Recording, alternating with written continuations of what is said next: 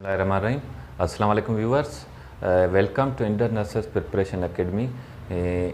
SPSC crash course for nurses में आज का हमारा टॉपिक है ब्लड।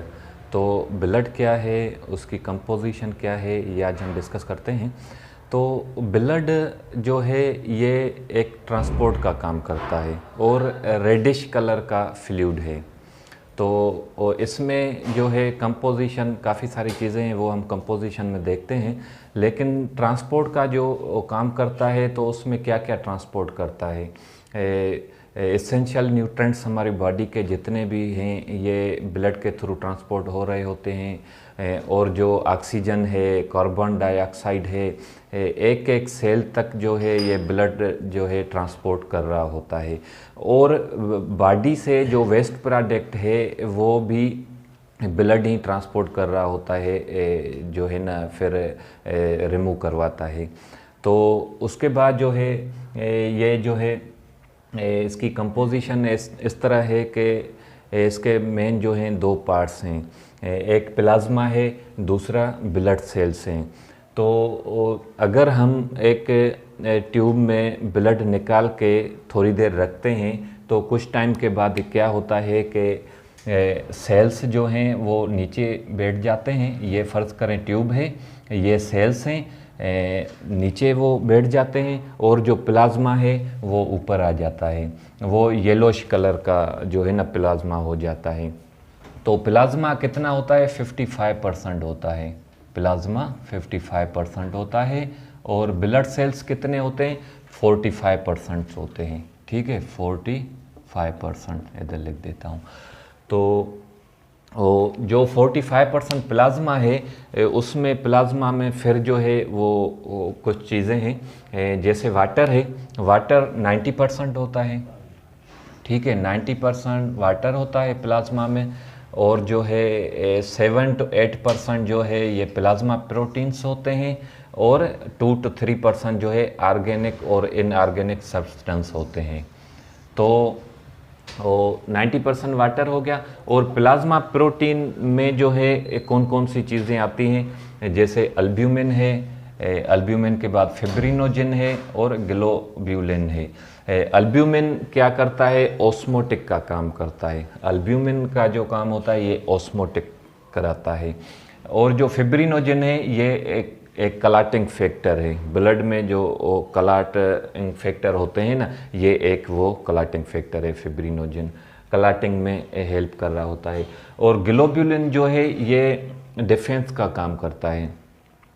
जैसे हमारी बॉडी में कोई फॉरेन बॉडी जो है इंटर होती है तो उसको जो है ये किल करने में हेल्प करता है। कैसे? ये एंटीबॉडीज़ बनाता है ग्लोब्यूलिन। ये एक जो है ना प्रोटीन है, प्लाज्मा प्रोटीन है, एंटीबॉडीज़ बनाता है जो डिफेंस का काम करती है बॉडी में।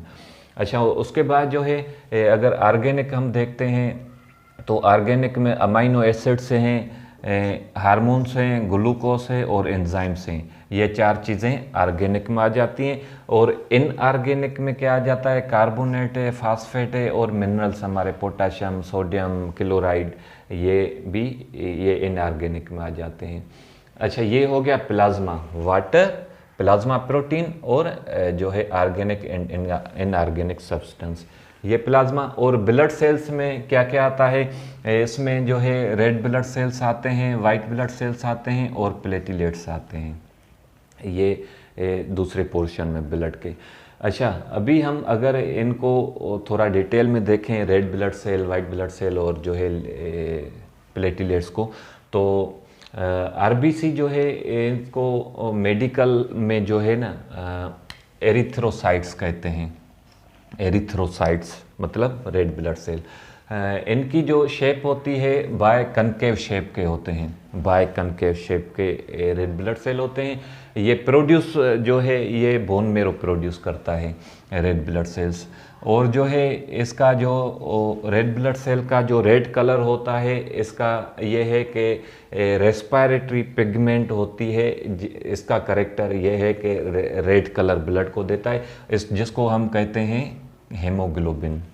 रेस्पिरेटरी पिगमेंट जिसको हम हेमोग्लोबिन कहते हैं। अच्छा, ये जो ट्रांसपोर्ट का जो काम होता है ये आरबीसी कर रहे होते हैं। गैसेस जितने भी ट्रांसपोर्ट हो रहे होते हैं ये आरबीसी का काम होता है। और इसकी लाइफ स्पैन कितनी होती है? 120 डेज होती है। ठीक है। और ये न्यूक्लियस लेस होते हैं। रेड ब्लड सेल जितने भी हैं न्यूक्लियस लेस होते हैं, इसमें न्यूक्लियस नहीं होता। और ग्रेवयार्ड रेड ब्लड सेल का जो होता है ये स्प्लीन। ठीक है। तो ये था रेड ब्लड सेल। और वाइट ब्लड सेल अगर हम देखते हैं तो ये राउंड शेप के होते हैं।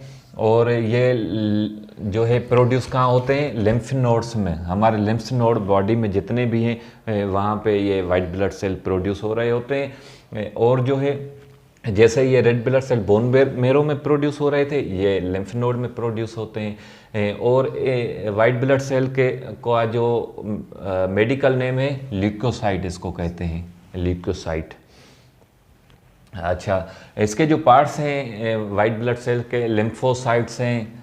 ठीक है, लिम्फोसाइट्स, मोनोसाइट्स, न्यूट्रोफिल्स, एजिनोफिल और बेजोफिल, ये 5 पार्ट्स हैं वाइट ब्लड सेल के। अच्छा, इसका जो काम जो है वर्क कैसे करता है? ये डिफेंस मैकेनिज्म का काम करते हैं वाइट ब्लड सेल्स। ये समझो कि एक आर्मी है। अच्छा, ये भी क्या करता है? ये एंटीबॉडीज़ जो है ना बनाता है वाइट ब्लड सेल। और ये खुद भी जो है ना माइक्रो ऑर्गेनिज्म जितने भी हमारी बॉडी में अगर इंटर होते हैं तो उनको किल कर लेते हैं, इनगल्फ करते हैं बैक्टीरिया को। और जो है फिर उसको, जिसको हम मैक्रोफेज कहते हैं। ठीक है। और इसका जो है इसमें न्यूक्लियस मौजूद होता है। वाइट ब्लड सेल में न्यूक्लियस मौजूद होता है, रेड ब्लड सेल में न्यूक्लियस नहीं होता।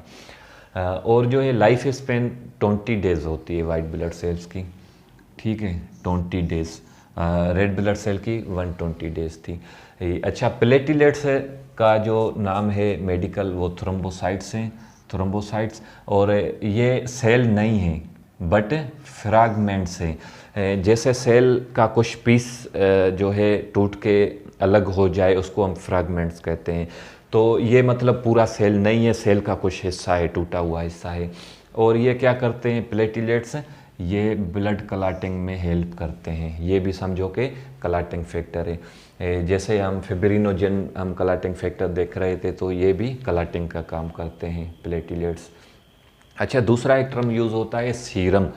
ब्लड में सीरम होता है। तो सीरम क्या है? सीरम ये समझो प्लाज्मा ही है, लेकिन उसमें से सिर्फ फिब्रिनोजेन को निकाल दो प्लाज्मा से, फिब्रिनोजेन माइनस कर दो, उसको हम सीरम कहेंगे। बाकी चीज़ें सारी होंगी प्लाज्मा वाली। अच्छा, remove fibrinogen from plasma is called serum. ठीक है। तो ये अच्छा, कनेक्टिव टिश्यू के ब्लड बना हुआ होता है। और जो है 5 से 6 लीटर एडल्ट्स में मौजूद होता है, 5 to 6 लीटर्स।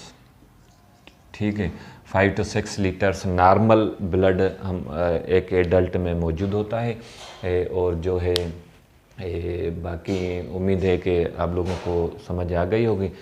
थैंक यू, अल्लाह हाफिज़।